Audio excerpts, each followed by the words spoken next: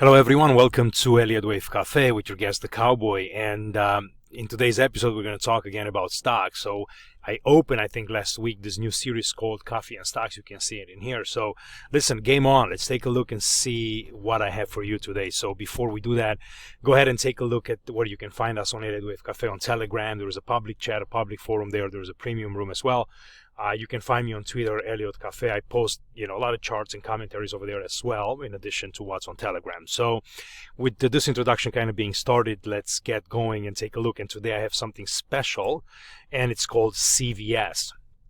And this is a very large stock. It's got 100 billion, in market cap. You can find it in the United States all over the corners. In every major city that you go, you can find one everywhere throughout the country. So, they sell a lot of, health products, medication, pills, and a lot of other things as well. Not just that. So it's very, very convenient. You can get in there and get pretty much, anything you need. So here is the thing with this stock. I think it looks really, really good. This is a chart kind of going back since, 1985.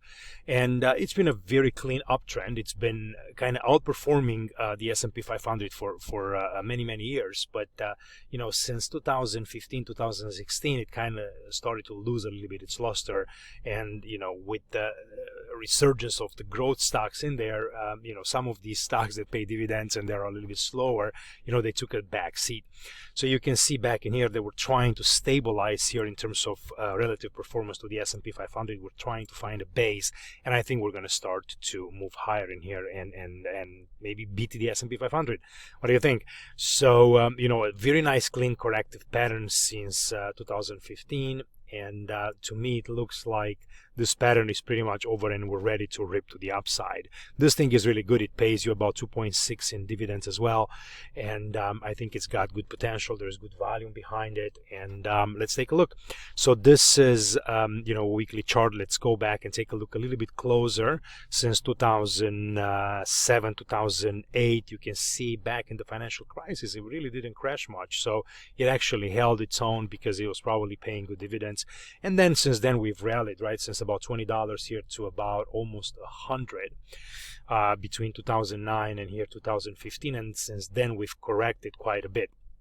So this was a period of I would say about 5-year correction in the stock, and I think we're near the end of it, and we're about to break higher.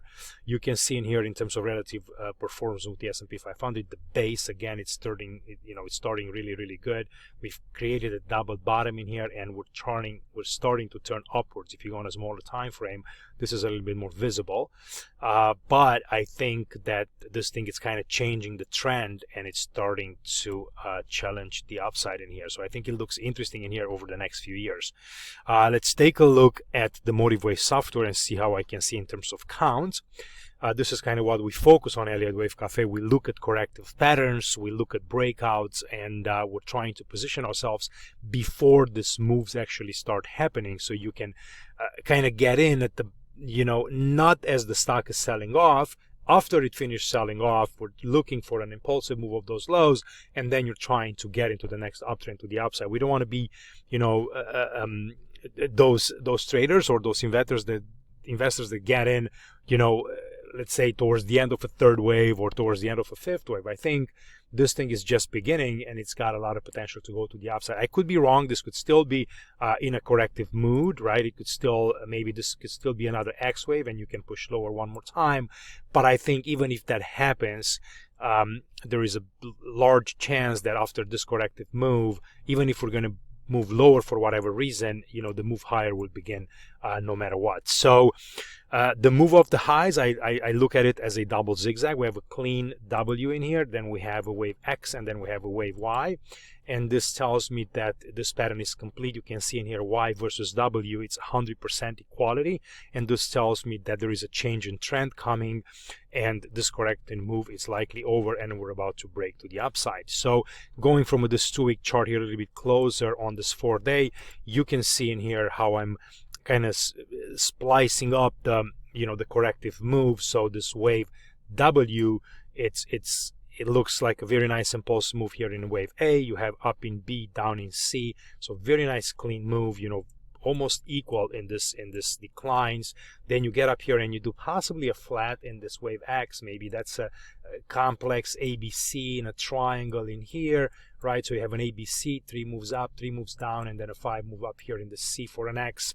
You know, you can play in a triangle. There's several ways to do this. No big deal. You can go ahead and spend hours upon hours trying to identify the best way that this could be counted. You know, I don't really mind at all. You know, I don't really care. I think that the fact that you know, it looks corrective, it's enough for me at this moment. You know, diving in, you know, to dissect you know, in very, very small time frames, it's good for exercise, and it can get you to a much better place. But don't forget the forest for the trees when you look at the wave counts.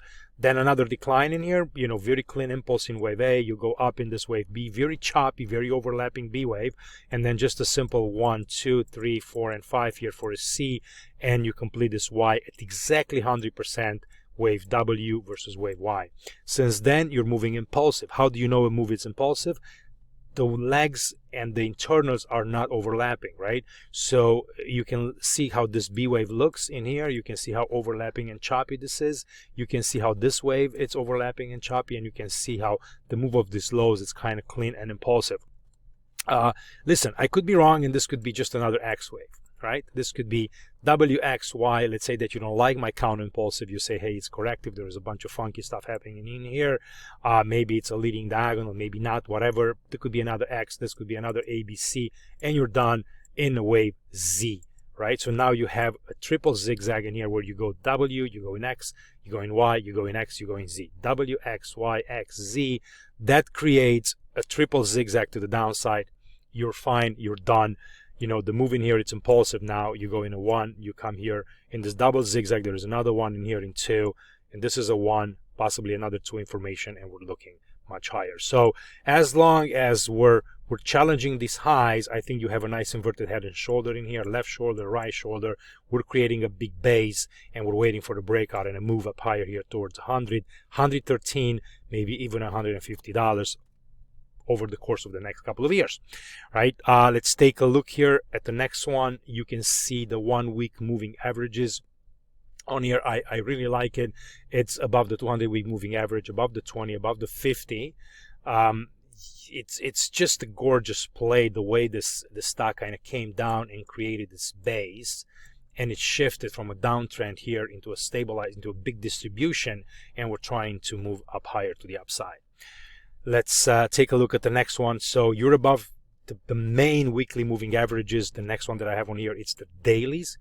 And after a period of consolidation, of chop, of moving up and down, of this corrective move where we jumped above the 200, you came back. And that's why you got to use the wave counts, because, you know, if you're only focusing at moving averages, you're going to get chopped up a lot. So you got to use, you know, some of these moving average strategies, is combining them with the wave structure, so you make sure you don't get in too early and you wait for these stocks to kind of work themselves out. And if you are a little bit too early, you know, you can always get out and reassess, but you know, counting it will help you get there. So we're above the 20-day moving averages. I like it. You know, we're above the 50 in here as well. We're above the 20. Again, we have a big base in here. You can see how it's nice and formed. All we got to do now is just kind of break this massive resistance level, this neckline. And if you take just a simple measurement from the highs to that neckline and you project it up in here, this thing can easily get up there to about 115, 120. And the moment this starts trending, there's nothing to do. You go to the beach and you wait, and you know, you hopefully, you know, this works out, right? But we're using technical analysis, we're using Motive Wave software, we're using you know, stock charts. There is a lot of things behind the scenes that happen to kind of read the chart. But in overall, you know, this is you know, pretty much it's just a simple, I would say, endeavor. You see, I'm not using a lot of crazy indicators. I'm not, you know, digesting. I'm not looking at the fundamentals. I don't really care at this moment, right? It's pure technical analysis and chart reading. And guys, you can find me at Elliott Cafe. You can do this _bot. It will take you straight to our premium room. You can go back and check my free rooms in there as well. You can find me on Twitter as well. You can take a trial. It's a 7-day. You can come in, see what we do every single day. I have videos. I talk to the members up there about what's going on. We focus on crypto markets a lot, but also on the macro aspects and on stocks as well, and ETFs and things that actually, because you want to have a complete picture about what's going on in the market in general, not just in the crypto land, and not just in gold, and not just in if you get a bit of macro picture, it can kind of help you get better prepared. Here is a little bit of our menu. There's many things that kind of go besides this as well. There's also a course in there if anybody's interested for with a 3-month subscription. If you know nothing about Elliott Wave, or if you're just a beginner, this really goes into detail about what it means and how to trade it, and the patterns, and it really puts you on the track of learning these corrective structures and dissecting the charts. Guys, thank you for watching, and I'll see you on the next one. Bye-bye.